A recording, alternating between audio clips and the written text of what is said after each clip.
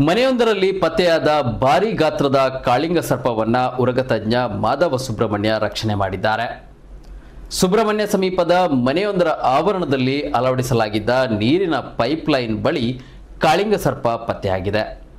ಮನೆಯವರು ಉರಗತಜ್ಞ ಮಾಧವ ಸುಬ್ರಹ್ಮಣ್ಯ ಅವರಿಗೆ ಮಾಹಿತಿ ನೀಡಿದ್ದಾರೆ. ಸ್ಥಳಕ್ಕೆ ಆಗಮಿಸಿದ ಮಾಧವ ಸುಬ್ರಹ್ಮಣ್ಯ ಅವರು ಹರಸಾಹಸಪಟ್ಟು ಕಾಳಿಂಗ ಸರ್ಪವನ್ನು ಹಿಡಿದು ರಕ್ಷಣೆ ಮಾಡಿದ್ದಾರೆ.